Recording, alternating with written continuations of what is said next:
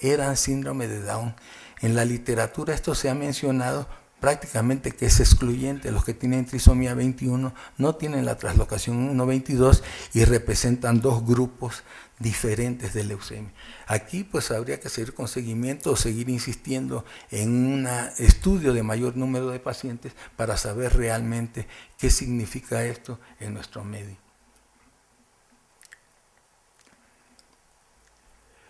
¿Cuál es el mecanismo de la leucemia aguda megacardioblástica? Obviamente no se conoce, todavía se está estudiando mucho, pero hace algunos años el doctor Nichols mencionó que hay una asociación frecuente con dos tipos de alteraciones que podrían brindarnos cierta enseñanza sobre la leucemia aguda megacardioblástica.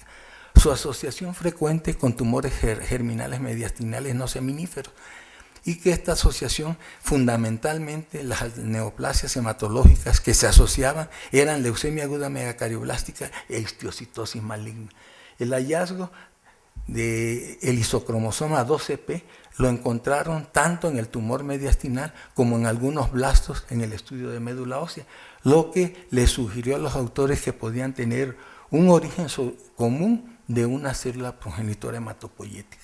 Y esto, desde luego, hay que tomarlo en consideración cuando uno evalúa esta condición. El otro es el cromosoma 21. Digo, pues ya sabemos su frecuente asociación con el síndrome de Down, pero ¿qué tiene que ver el cromosoma 21 con el mecanismo patogénico de este tipo de leucemia? Bueno, se ha postulado un rol crítico para la duplicación en el brazo largo proximal a 21q22.3 en la región duplicada, o sea, una región duplicada del cromosoma 21, que es esa D21S55, que se sospecha que tienen genes que intervienen en la patogenia del síndrome de Down. Pero es importante también determinar si esto en alguna forma no puede influir en el desarrollo de leucemia aguda megacardioblástica, porque el oncogen de eritroblastosis, del virus E26 de eritroblastosis aviaria, se localiza muy cerca de esta región duplicada en el cromosoma 21 y no sabemos si podría en alguna forma potencializar o estimular la producción de un oncogene y que permitiera el desarrollo de leucemia aguda megacardioblástica. También vean ustedes, en el cromosoma 21 se ha hecho un mapeo probable del gen del síndrome mieloproliferativo transitorio en el síndrome de Down.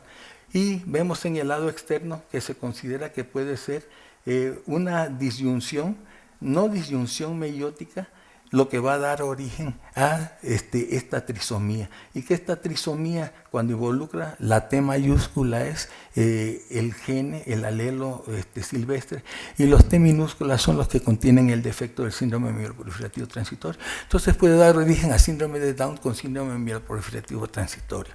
Por otra parte, también puede ser que el defecto se lleve a cabo abajo, todavía una no disyunción somática, y entonces nuevamente dar alteración a esta. Pero cuando es homocigoto, en realidad se puede presentar leucemia aguda megacardioblástica, neonatal y mortinatos, de tal forma que el evento final allá es muy difícil de aceptar, pero el hecho de que se haya mapeado en una región conocida, bueno, permite que se vaya avanzando un poco en el conocimiento de este tipo de entidad. Por otra parte, ustedes saben que la proteína de fusión OTT-MAL es la que se presenta en la translocación 1-22 y recientemente se está estudiando en el animal de experimentación, en el ratón, y se ha visto que el MAL es una parte, es un cofactor de un factor de transcripción sérico de respuesta a diversos estímulos. Y entonces, si se une aquí al OTT, entonces se bloquea su función y no hay una transcripción genética adecuada. Ahora, cuando se une esta proteína de fusión, por otra parte, la otra fracción, que es el OTT, se sabe que interviene también con un factor de transcripción, que es una proteína de recombinación de las cadenas livianas de la inmunoglobulina, sobre todo en la región de unión, que quieren decir esas siglas de RBPJ. e inducen leucemia aguda megacardioblástica en un modelo de ratón.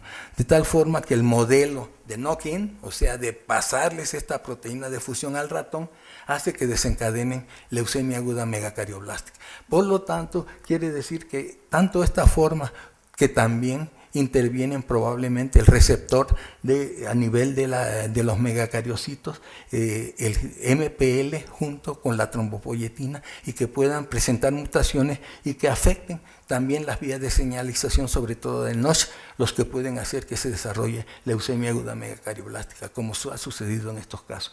Y por otra parte se ha identificado una nueva mutación. La de arriba se piensa que afecta fundamentalmente el STAT5. La de abajo, otro modelo experimental, también afecta las vías de señalización y sobre todo está afectando el STAT5, el de arriba afecta el TIC2 y afecta el JAK2 también.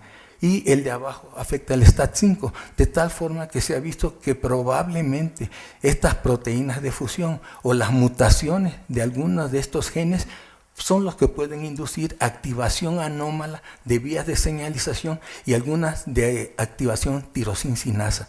Por lo tanto, abre amplios caminos para estudiar en años venideros si esto podemos actuar con terapia génica contra algunos de los desarrollos de este tipo de leucemia. Y finalmente también hay un tipo de leucemia producida por un retrovirus que produce leucemia aguda megacardioblástica y leucemia aguda M6 y que produce diversos tipos de leucemia, y entonces abre un amplio campo para que podamos seguir estudiando estas alteraciones en este tipo de modelos experimentales.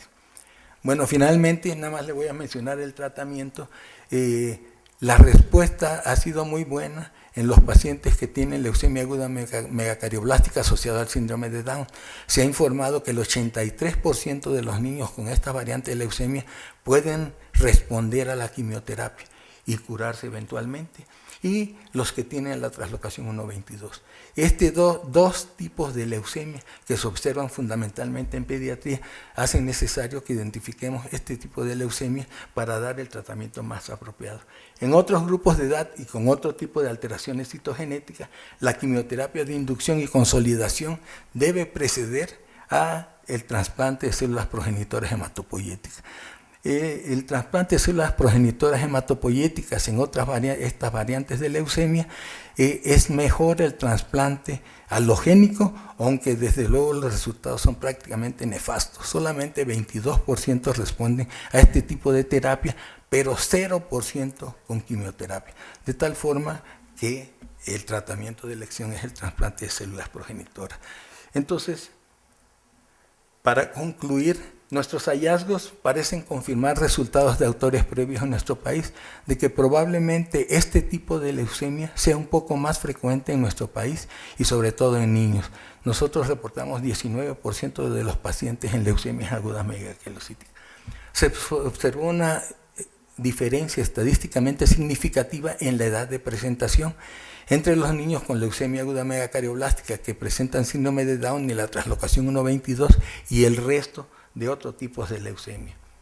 El cuadro clínico en la gran mayoría de los pacientes, digamos 80-85% de los casos, es compatible con otros tipos de leucemia, caracterizado por anemia lentamente progresiva, fiebre, dolores osteoarticulares, hepatoesplenomegalia, pero queda aproximadamente un 15% que evolucionan en una forma indolente o larvada y pueden presentarse a confusión porque a veces tardan meses o años antes de que pueda elaborarse el diagnóstico de certeza.